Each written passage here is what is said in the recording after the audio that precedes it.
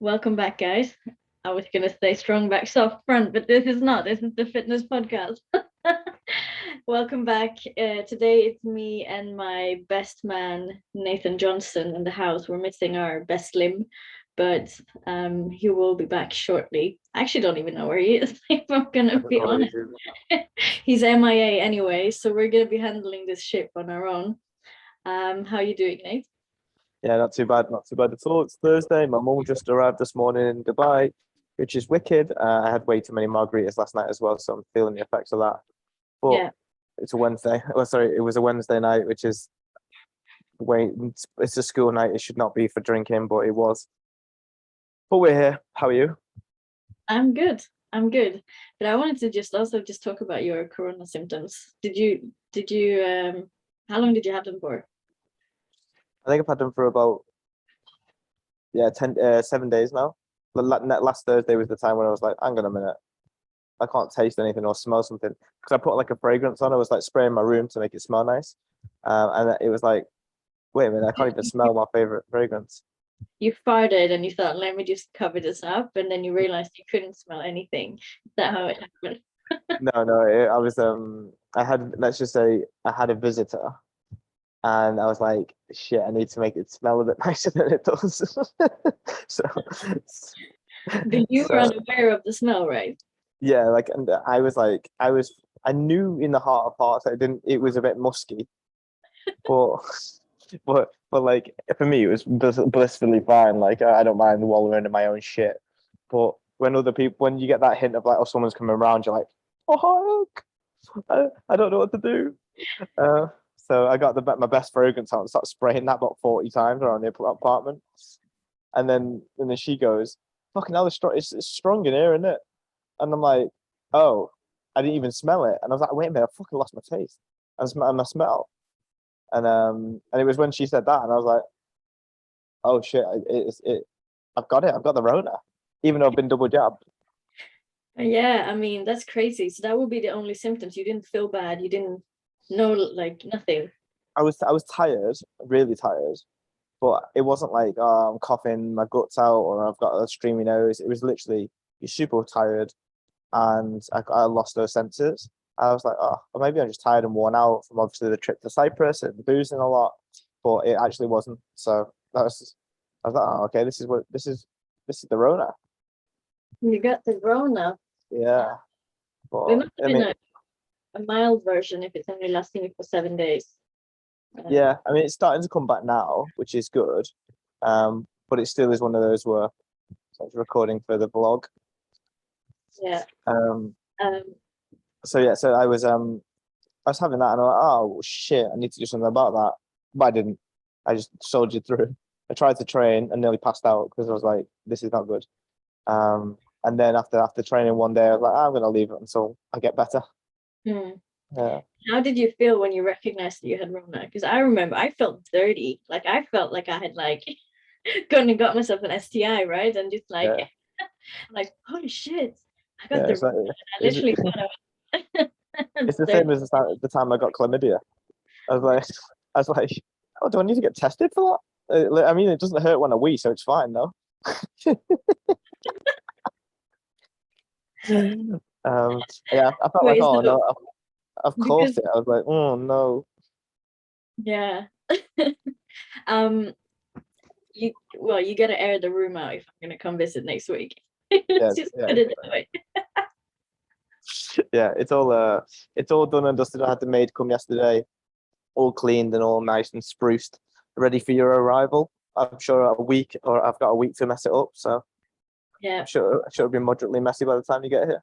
yeah, for sure. Um So look, what we kind of said before we pressed record, like what we want to talk about, is like integrity, and maybe we can talk about it in terms of like what is integrity for you, and then we also have like integrity towards others and integrity, so like self integrity, right?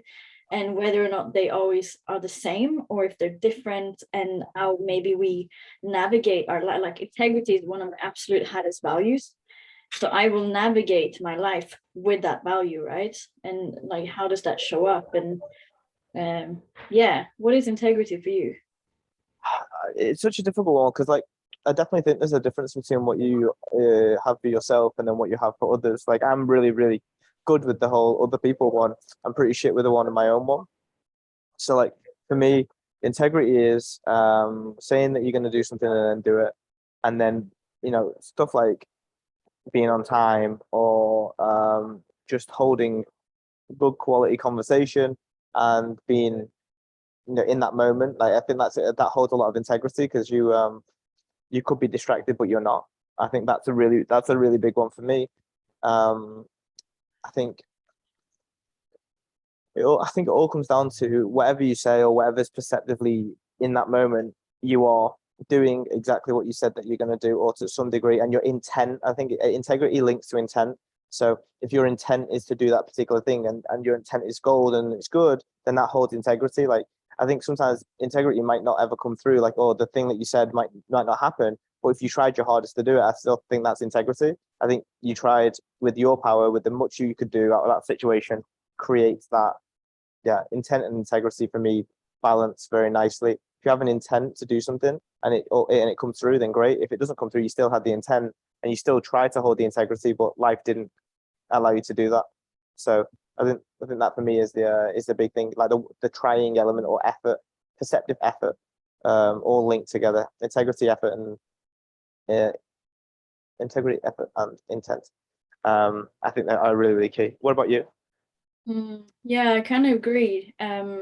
Although, I think we can't really attach integrity to outcomes, like, because the integrity is actually the work to the outcome, not the outcome itself, right? So, as you say, like one of my, I guess, integrity moral compasses is like the whole thing about time. I'm quite of a Nazi when it comes to time. I like to be on time. I like when people are on time, and I worked with that. I guess we can call it a value of time uh, quite heavily since moving to London. I was like, before moving to London, I was this Nazi. Like I would wait for 1 minute and I'll be texting, "Where are you?" That kind of annoying person. And then moving to London in a whole different culture, I've had to learn to relax. And it's funny now that I moved back to Sweden because I can see that the Swedes are like that. It's a very like, oh, you need to respect time, time, time, time, time, time, and it's kind of a stressed state. And so I found that I've become a little bit more of a happy medium, even though integrity wise, I will always show up on time. And if I do not show up in time, there will be a real reason for why, and I would have communicated it prior. That's kind of like my moral compass when it comes to time. But I can't say that I will be on time because there are circumstantial things that happens that will not dictate whether or not I was on time. So, but that comes down. I'll probably, if I tie it back to that, prior, I would have probably been the one who would leave extra early and then stand and wait for half an hour just because I really wanted to make sure I was on time. Whereas now it's like I know when I need to leave, and unless there is circumstances that says, well, there is a train delay or there is whatever reason, then that's a different story. But I think for most people, as you say, like the whole thing about integrity to self is a harder one than integrity to others. But I think that's because a lot of people will they how do I say this? We care so much of what other people think of us, so we have to live up to the image of what I think people think of me. So my integrity is like around that, but I don't know if that's integrity or if that's just something else. I think integrity is just, as you say, like it's this thing about being undivided in your moral compass in a way, and then living true to that, regardless of what other people think, how other people respond, and the outcomes that you have, like whether or not we can tie this into business as well, like integrity in business. Are you willing to put out a product without integrity for the gains of financial uh, wealth or growth? And I think for a lot of people, the question and the answer might be yes. But if you have integrity as one of your highest value, in business or in life in general, then it will be much more of a struggle to do that, I think. And I'm not saying that integrity is the best virtue or value, but I think if you have a strong value as an integrity, you will probably decide to make less of a financial gain because you don't want to do it at the cost of what you believe is right. It's so interesting, isn't it, when you're looking at when people create that self-efficacy, effectively, which is the self integrity, because there is always the point in which it is so much easier to not hold yourself to that. Like that, it's much easier to let things slide when you know that there's a benefit to the short-term outcome too.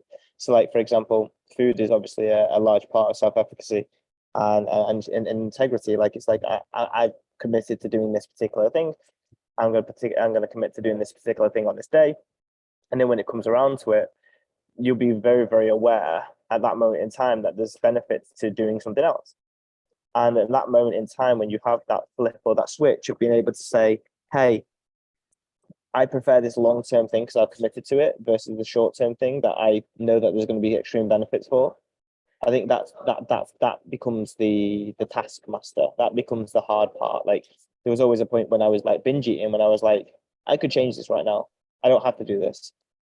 But at that moment in time, I wanted to do the short-term thing, and I then took away my integrity because I knew I made a choice to do this short-term thing that was happening all of the time, and I chose to do that instead of solving the particular issue by not acting on it. And that integrity, I think it builds over time. I think it's one of those practice-based sports or the practice-based skills when you're like, okay, cool, I'm going to hold myself a little bit more accountable or a little bit more integral today, a little bit more self-efficacy. And I think it always weighs up to the highest values that you have, but equally then the benefits and cost ratios of that particular thing, and then the other thing that is presented in front of you. Like I always use this example, I think it's the best one out of everything, is that you're at a dinner table and you're eating food, and then there's more on the table that you could eat, and that it tastes great, it's fantastic, and you probably want to get your money's worth. But in that moment when you're feeling something inside, which is, the intent, like basically your body saying, don't need any more, we're good, and you're feeling that receptive value, then you've got a choice then to hold your integrity to your own body, or you choose the mind and you choose the conditioned element to finish your plate or get your money's worth or just be gluttonous or whatever it is that kind of is from a mindset perspective that you're fulfilling. You have that moment to either be integral to hold integrity to yourself, or you have that ability to not hold integrity, and equally no one's watching, no one's doing anything, no one's going to hold you to that apart from yourself. And in those moments you really see yourself and you show where you are in this ability to hold that value and move away from or move towards integrity or short-term pleasures. And as time goes on, as you practice that and you put yourself in that scenario time and time again, it does get better. But I think it gets extremely better when the alternative or the integral thing that is you're trying to do is so beneficial to you compared to the other things that you do. Like, for you, because integrity is such a high value, when then you're presented in that model or that moment, then you're already thinking, okay, I need to be I need to hold integrity to myself. I need to hold myself to these standards, and then therefore the benefit becomes super, super high of holding that integrity. Whereas if you've never valued integrity, which is something that I've never really thought about too much, like I haven't been like, oh, I need to be super integral to myself. Like I do it within a workplace element. I do it for other people. If someone says, can you do this for me? I'm going to be like, yeah, I'll do it, and I'll do it by Friday. Then I'll do it. But when it's myself, when no one's watching, when it isn't that much of a deep thing, or when the external pressures aren't there, that's when you see whether you have that integrity within yourself, and that is a value of yours. And I think if you could solve if you could solve all these adherence issues or discipline issues with inverted commas discipline, the way to do that would be to change your priority set or your value set to having integrity as part of that whole hierarchy. And if you can create that, and you're like now looking at things instead of it being, oh, I just need to stay strong, versus now this is something I do because this is the value, this is the person I want to be. I want to be integral to myself and other people around me. Then when you're put in those situations, arguably it could be easier. And again, that pro and cons list will then start stacking up in a positive light. The moment the lower down on your priority list that the integrity is to yourself, and maybe the self-worth that goes alongside it, the harder it is to then flip between that short-term outcome and that long-term gain. I think what you're saying is actually quite interesting, but like the link between integrity and self-worth, right? Because yeah, if you lack integrity for self, you do not value self. And so there is probably a really strong link to, if you want to work on self-acceptance and feeling more worthy, you actually have to look at that integrity of actually, and this is the thing, it's doing the hard work. Like as we talked about before pressing play, like I had a very frustrating conversation earlier today. And, you know, I don't know when I made this kind of like declaration of always not brushing it off, right? And even like you and I, we've had our fair share of like conversations that have been hard to have because at some point they were needed to be had. And it's kind of like, do I care enough to have this conversation with the person? Because either I care enough about the person, like that when you and I had our little like disagreements and stuff, it's like I love you so much that I need to have this conversation, because otherwise, if I don't, our relationship will be colored by my emotion, which I'm not expressing to you, right? So, and that would have then made it my fault because you don't know what my stories are and my emotions are unless I tell you. So even though it's a hard conversation to have where there's not really any like right or wrong, it, unless you have that, you don't solve a problem. And so, and I think, you know, if you really want to work on self-worth, like you have to be willing to take the tough conversations. And I think especially when we talk about relationships, whether or not it's someone that you really care about or whether it's someone that you don't really care about, it's the feeling that it leaves you of not speaking up that actually hurts your reality.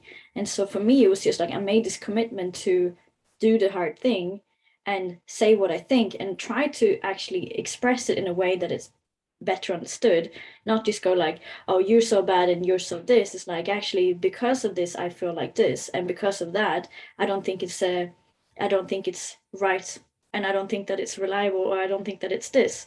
So and then being able to have a conversation about it, and then you can make your decisions afterwards, whether or not it's like something that's valued in your life still, or something to move on for, instead of like living in this limbo of, oh, but I feel this way, but I haven't said anything about it. And so yeah, I just think it makes your life easier long term by having integrity of doing the hard thing short term.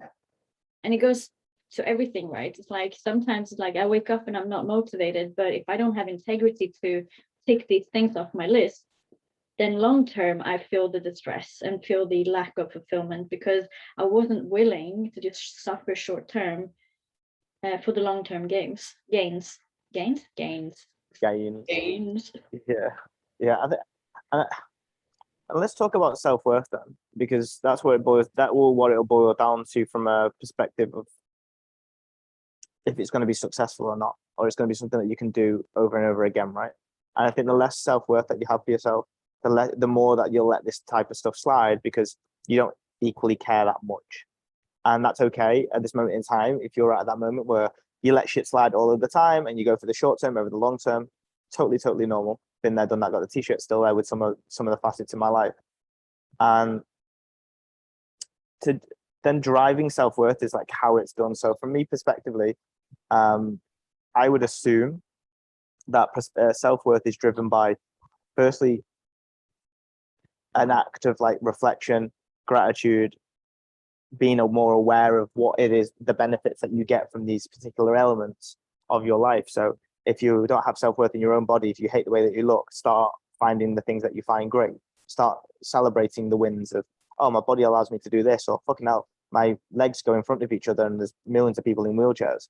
Or fucking hell, like I'm in a different country, or people are suffering, or fucking hell, I had the Rona and didn't die, but lots of people did.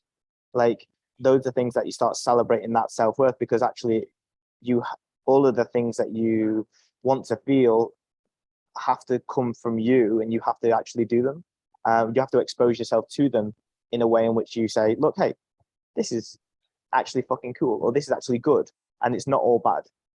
And then when the rest of the stuff, I think, and maybe correct me if I'm wrong, because you know more about this than myself, but I think you just have to start acting like you care, and you start acting like you do have that self-efficacy to practice it. So like you have to see other people that do it. Like I've learned a lot from you and like Elliot and people around me that have done the dog work on themselves and seen how much it affected them and how they acted in certain scenarios, and ultimately just copied.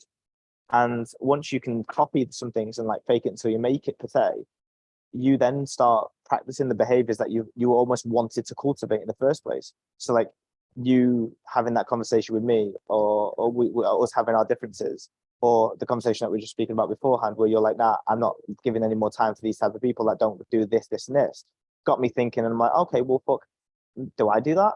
And the answer was probably not. I probably let lots of people into my as the analogy goes, like you got people that are in your front room, you got people that are in your kitchen, you got people that are in your bedroom, and you got people that are in your bed.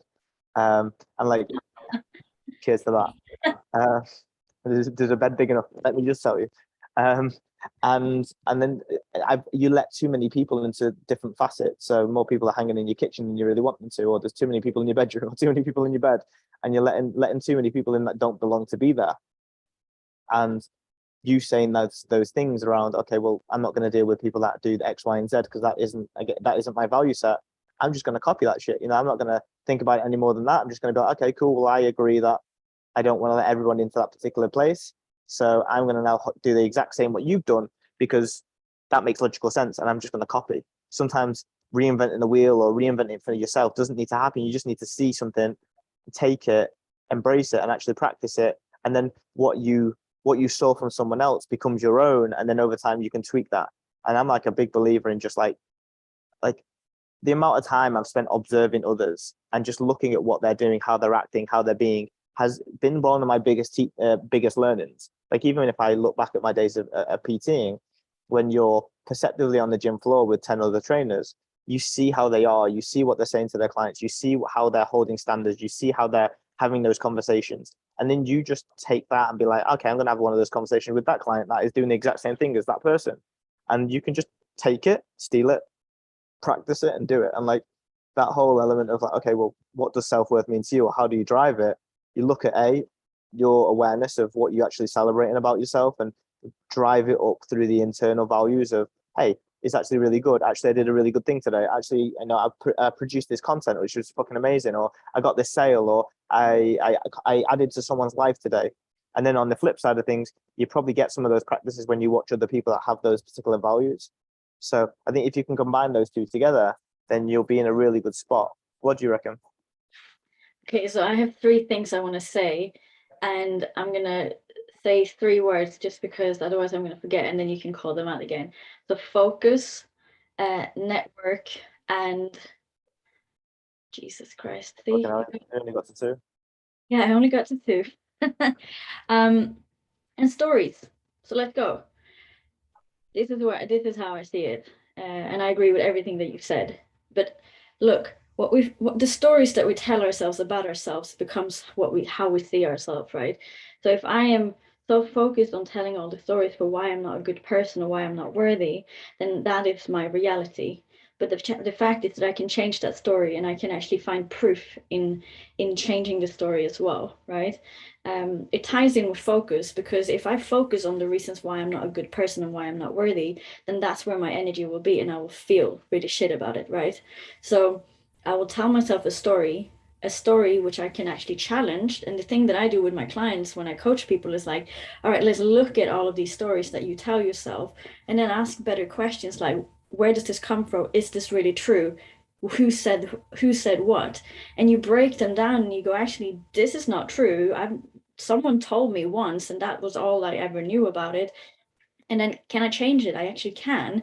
And you can find other proofs for why this was maybe a a wrong, it's not necessarily a wrong story, but a story that didn't serve you. So now let's change the story and find the reasons for why you're good enough, why you're worthy, why you have discipline, why you have efficacy, like, and find them, because there is proof to be found everywhere in your life. And then also then focus on it, right? So if you focus on the good stuff, you'll start to create more of an energetic field towards the good stuff, right? And when you feel good, we do good. It's like motivation don't come from when you're in the rocks. It's like it comes when you're on the top. And then you continue to have motivation when you focus on why you can be motivated, right? But as soon as you go like, oh, there's all the reasons for why I should lose motivation right now. Like, okay, so you just told yourself a story of why you shouldn't feel motivated. Because you started to focus on all the things that didn't work.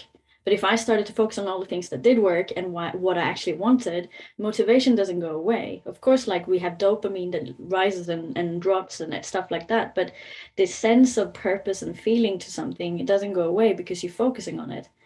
But then that ties in with the third one, which you mentioned, which the whole thing about network. I've become so selective about the people that I pull into my space because they affect me.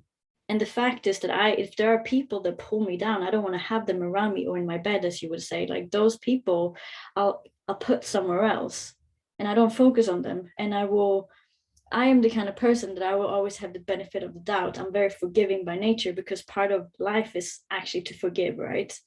And understand that you don't know what other people go through in order for them to be the way that they are.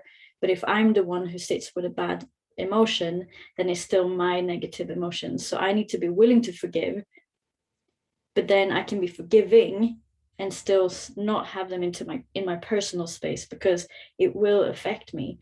And so if I then go back to what happened this morning, where if I have a friend who's decided to be unreliable, well, that doesn't make me feel like I'm worthy as a friend in a way, because it's like, where was the care there, right? Where did he really care enough to tell me that he didn't want to do it, or whatever reason, right?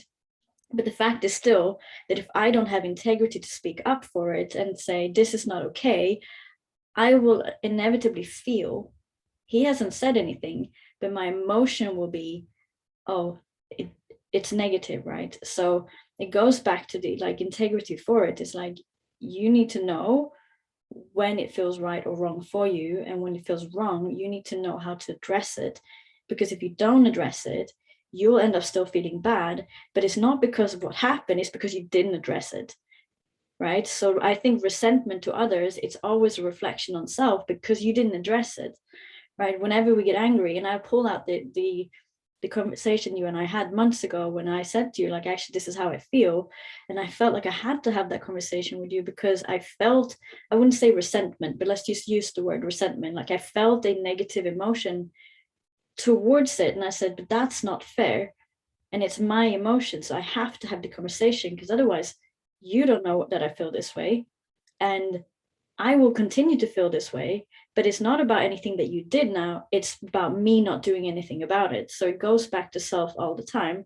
But if I couldn't own that, then I wouldn't grow from it. And you and I wouldn't have had it continue to have a really good relationship, right? So those are my three, like the stories you tell yourself, what you choose to focus on, and then who you associate yourself with. Because do they not bring you up energetically, you're not going to be energetically high. That's just simple as. So yeah. Yeah, no, it's so true. I think the hardest part for most in those scenarios when you're breaking down and putting that into practicality is that normally the people that we hold these resentments to, normally with the people that are in our bedrooms per se, are normally family members or people that you're around all of the time, which makes it incredibly difficult perceptively to have those conversations. And because most people aren't emotionally intelligent, they perceive these conversations as an attack or a way to say fuck you, or a way to just kind of get out your, what you did, what the other person did wrong. Like when we had those conversations, if I would have took that as, oh, you're just telling me that I'm a piece of shit, then it wouldn't have actually gone anywhere. Like it wouldn't have been positive. It came from a place of love and caring and kindness on both sides to have that conversation. But we should never worry it's easier said than done, but we should never worry about the other person's opinion or how they come back to these particular stories or they come back to these particular conversations, because it never was for them and it isn't for them to have those conversations. It's for you, so that you can control, create certainty, create like that place where you are in control, and that you've acted upon a feeling that you felt that you want to dissipate because it's hurting you. And therefore, if you don't have those conversations for you, then you'll always feel a certain way towards someone. And like I've seen it before where people had like weddings and whatnot, and then someone had said something at the wedding where it was not particularly kind or even endearing, and that person then held that as part of like the negative that came from the wedding. And I said to her, look, you need to have that conversation. You need to tell that person, this is how I felt when you said this particular thing. That then allows you to manage that emotion. You can say, look, we don't have to fight, we don't have to speak, we don't have to we don't even have to have a working long-term relationship. We don't have to have that if that's not something that you want to have or you feel like is valuable for you. But you have to have that conversation to say, hey, this is how you made me feel. This is what was potentially not great from my side or your side, and this is what I didn't understand. So therefore, here's how I feel about that particular problem. Let's like move over it, or let's find a solution to that if there is a solution, or if there isn't a solution, then at least we've spoke about it and we've identified that that wasn't okay. And then I think with most people, the level of the underbearing of communication will be boundaries, and it will be chaos and order. And once people know where they sit with you, the more times you create boundaries, the more times you have these conversations, the more you actually get more from these individuals. If they know that they can't cross that boundary that hurts you or doesn't allow you to say the thing that you want to say, or they say too much and you don't want them to say particular things, then they know exactly where they stand, and you know exactly what they can say around you, and that's okay. And if you're the one that's getting offended, if you're the one that's getting hurt, then it's up to you to create those boundaries with those people. Like, I've got the wickedest sense of humor, as you know, and like for someone like yourself, you've been absolutely fine with my sense of humor since day dot, because you know that's exactly who I've been, and that's me. It's down to a fucking T. But however, if you were not of the same alliance or the same like understanding of the kind of comedy, it would be up to you to say to me, what you're saying isn't particularly making me feel great, and actually I don't like the way you're talking, and then I could change if I wanted to be around you to say those certain things. And that is on you to make that change, not me, because I'm being me in that moment in time. And if that hurts you, then that's not really my fault. It's because who I am, who I am. And if that's wrong politically, perspectively, whatever, that's still a you issue. And it's up to you to either disassociate from me because you don't like what I say, but also if you do like what I say, you like me as a person, you like me for who I am, and you like the things, but it still hurts you, then you can create those boundaries to say, hey, when you start talking about boobs and bums, then why don't we just like leave it there, because I don't feel comfortable talking about those particular things. And then at that point, I know where I stand, and that's integrity. So I would just be like, it's just because I don't have any boobs, Yeah, I'll just be like, well, should I just feel insecure about this right now, or is my ass good enough? your ass makes up for it both times. Like Yeah. if you don't have boobs, then you just get double the bum. Well, I get two little bee stings for nipples, right? So I mean, but anyway, something I just want to say here, which kind of ties into what you just said, because I think this is where people get it wrong. You can't make me feel anything. That's just it. It's my emotion that is getting triggered, and it's not about what you say, it's something else that's being triggered, right? So the fact is that you can say something and I get triggered, but it isn't my, even though it's my responsibility to communicate with you when I feel like you might be saying things that triggers me, I still need to understand why I get triggered. Because otherwise, it doesn't really matter. Because it's not about what you say, it's about what I feel about what you say. And those are two separate things, right? So if you talk about boobs and bums and I get triggered, well, first of all, instead of saying, well, I don't like when you use the word boobs, can you use breast instead? and think that that's actually going to be solving the problem, but it's not. Like the problem still comes with like, why did this trigger me? And it's like, well, I don't feel good enough because I don't have big enough boobs. I don't even use a bra. Like I don't even own one. And it's like, okay, so then I associate my self-worth to that image of breasts. And so that is my issue. So I still have to go and work on myself. It's not about what you say, it's about what I feel about what you say. And if I can then go and learn every time I get triggered, this is what I do now. I think it's kind of funny because even like I was triggered as fuck. We jumped on this call and I was like outrageous. I haven't felt the adrenaline like this in a while. I'm like, whoa, this is like a sensation I don't really feel very often anymore because I'm quite chill. I'm quite chill and quite in tune. So I was like, but there's still something I can learn here because I got really triggered, right? So I can now feel that that's a gift of, all right, there is something within that conversation that triggered me to feel this strong visceral sensation. Now, how do I want to take that away? Well, I need to look at what it was that triggered me, and then I addressed it, right? 100%, So, 100%. and then it ended at the end of the day, then I can now let it go. Like the rage, the short rage that I felt when I read those messages, I was like, that's pissing me off. But the fact is that because I listened to what it was that triggered me and then I acted upon it, then I have let that go. I'm a joyful motherfucker again, right? And I wouldn't have been if I were to just go and not think about it in that way. Like, okay, so this guy triggers me. I can learn something, and now let me respond, and then put it to rest, right? So yeah, if people get triggered a lot, time to look at the mirror. Time, Yeah, time to bring out it's the a you mirror. issue, not me. And like I've learned this quite harsh because of the way that my personality goes. You are like, if you know me from back in the day, or you know me from from when you spend a lot of time with me, you understand. It's fine. You get it. But then when people meet me or we have these type of conversations where I'm overly provocative or overly, I don't know whether it's provocative, overly, oh, cheeky. Who's coming into my bedroom? No, Give me a week. yeah, literally.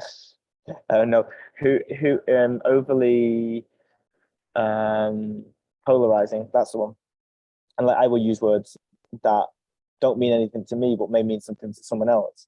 So that when that happens, then they get triggered. Then we have a conversation or an argument because that triggered them. It's really hard to just be like, "That's a you issue, not me." And like, yeah, I could say things differently, and maybe I should, and I will learn to change those words if it's a relationship or it's a situationship that you're going to spend a lot of time in. But equally, like my words, like you said, my words should don't induce feelings. Your perception of my words induce the feelings. And if I talk about fucking mini roll, you looking like a mini roll, or you like got some bee stings, that that's a you issue with what I said around your perception of what that means for you. So like if you're like, oh, I'm feeling insecure about my boob, just because I said bee stings or tits doesn't mean Whatever, and I would have still feel shit about my boobs. yeah, yeah, exactly. And you still got them, they're not gonna change. And You like could have been like, you could have literally talked about like pancakes or like, I don't even know. And I would have gone, well, do you talk about my breasts? Are they like, because I would have want, and I loved it. This is my favorite quote. And I honestly, when that just, when the coin drops and you go like, I totally get it. It's the Eleanor Roosevelt one. No one can make you feel inferior without your consent. It really like, and also another one like, you don't get triggered by what you don't let penetrate. And it's literally like, if you have already accepted everything about yourself, no one can actually touch you with what they say because you're like, well, I already know this, right? And I've accepted it and I love myself regardless. Because, and it's like, it's really that simple. It really is that simple. Whenever you feel triggered, there is something that you need to work upon because it's your emotion. There's a limiting low roof about where you lie. This yeah, is why I like polarizing thing. And I think why you and I get along so well, because we're both quite polarizing. It's because when someone actually reacts to what you say, you know where their lines are. Like you know what their reality and what their world looks like, yeah, what is right or wrong. And from there, it's like we can either have a conversation about it, or I now kind of just see where your confinements within a specific area lies. And so it's kind of interesting. And then you learn, and then you can actually learn to talk about it in a whole different way. So yeah, You know who was right about this? Do you remember in 8 Mile? Eminem was like, "Yeah, I am a bum. I do live in a trailer with my mum." That's exactly what it Yes, is. It's like, exactly. And yeah, how did he come back with anything? It's like, he's like, I have nothing more to yeah, say. You yeah, don't fucking sweat over it, right? yeah. So Everybody in yeah, the 212, put your motherfucking hands up. Yeah, yeah. Yeah. And that yeah. and that and that and that that is tough to hear. No, actually, no, it's not tough to hear. It's right to hear. And it's something in which, like, I've not noticed it for myself now, but we're now reflecting. I'm very impenetrable. I do most of the penetrating, but whatever. Is that I'm mostly impenetrable. Right, I do most of the most. No, sorry, I'm moderately impenetrable in terms of my thoughts. Maybe you Um, penetrate your nose from time yeah, to yeah, time. bogey picking. A little Um, butt but plug. like, I'll bring my butt plug for you. you can bring that on Wednesday. That's fun. But no, like, you could literally say lots of things about me and the way that I act and whatnot, and like, there's only a few things that still get to me, like that whole post around someone like calling me like racist when I was talking about the Indian community in my post. That got to me because I I almost like felt like I probably was towing the line, and that was a me issue where I was like, yeah, I'm not racist, but it probably comes across like that. And I looked at my content, I looked at my posts, and I looked at who I am versus the demographic that I go to, and I'm like, I see where they're coming from, and that took 2 days. And then after that, I was like back on it again. I was like doing more posts again and doing it because I believe it was worthwhile. And that was probably the first time in a very long time that that has kind of triggered me towards that point. And then I've more so been on the other end of where I've been the one that has been myself, and then someone has been triggered because of being me, and then me not thinking that me thinking that I was the issue. You know, we had the conversation about this the other week. It's like I thought I was the person in the wrong because I made someone feel a certain way, but then on reflection, that was all. Definitely off this conversation, that was all. That wasn't her issue, and that was a receptive being of her acting a certain way or feeling a certain way about the things I said because she felt it represented her. And as long as you can then learn from that process of saying, actually, that wasn't a me issue, or that wasn't something I need to change about myself. It's this thing that she needs to change about what she perceives me to be.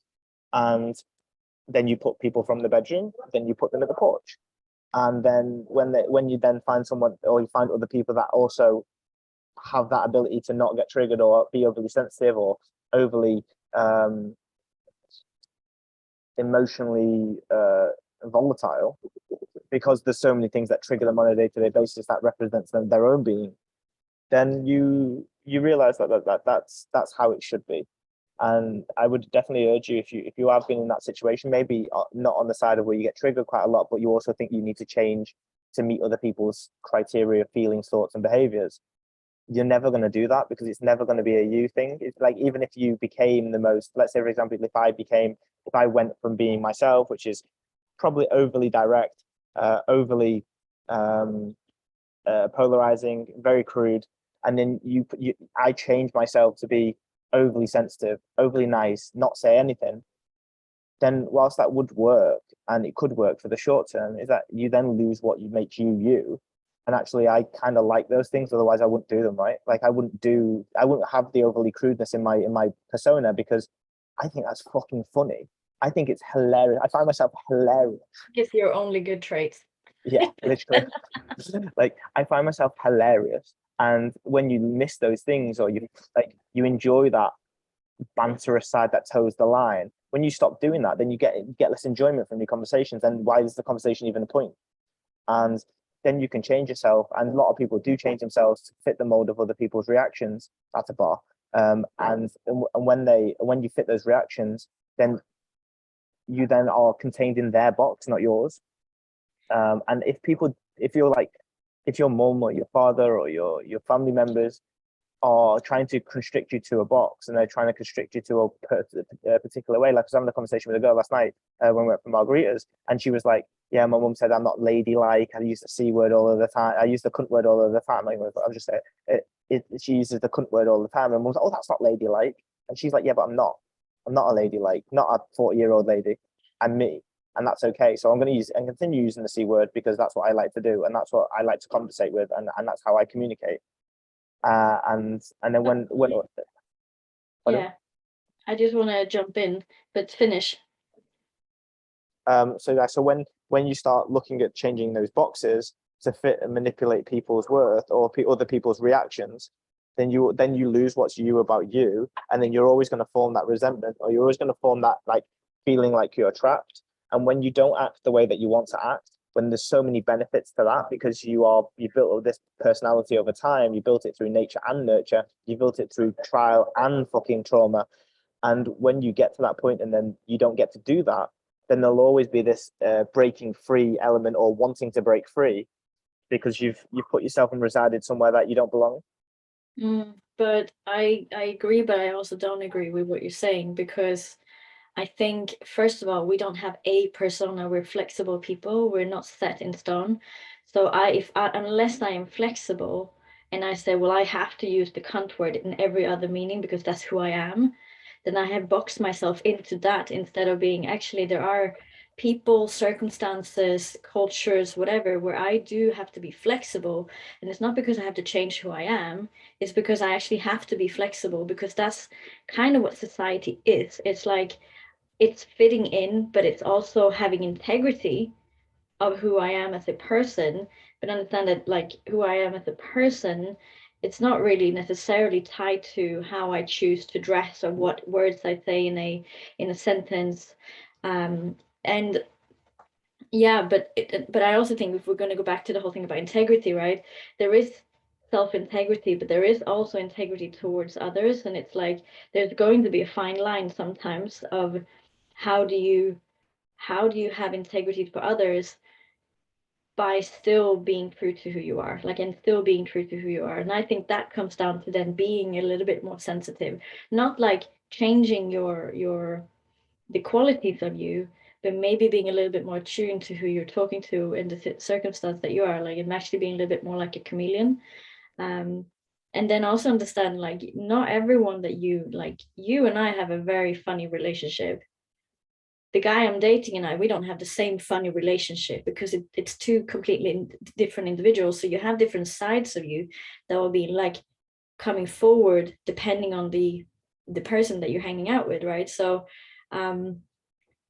yeah, I don't have the answers to this, but I do think that there is definitely like a place where it's a fine balance between, well, I'm just, this is who I am, so accept me, kind of like the rebellion side of it. And then also being like, well, it's not who I am, it's just kind of who I am most of the time, right? Yep.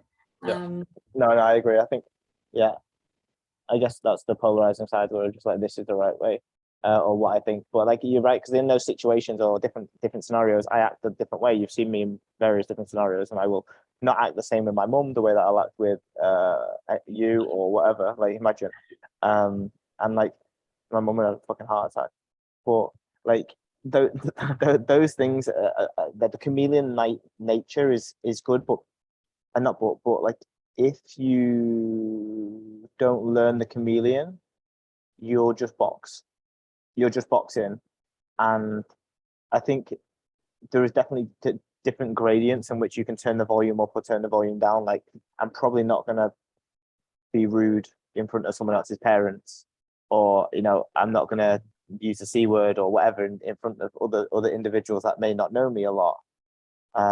So it's very, very interesting to be the chameleon and try that. And I think if you can nail it without compromising your values, so instead, if you want to be expressive and that's a value of yours, that's probably where the underlining trait, right? Is me being like expressive in my vocals or in my communication and being like that. That doesn't mean that you have to use specific subsets of words or you don't have to use specific subsets of context. You can just be expressive in so many different ways. I think that's it's be able to say one thing 100 different ways or solve 100 different solutions to one problem. Right, guys, we are running out of time, but we would love to hear your feedback on this, and if you took anything really thought-provoking away from this. We promise to use the word cunt more often, because because why not? Yeah, and next week we'll back. Hopefully we are 3 people. If not, I don't know. We'll just get. Connor doesn't have the integrity, so he can fuck off, cunt. Yeah, he's got like I think he's the one who's missed out the most, and yeah, we're just gonna have to reassess. Anyway, guys, share, like, comment, you know what we want. Let us know what you thought, and we'll be back next week. Have a good one.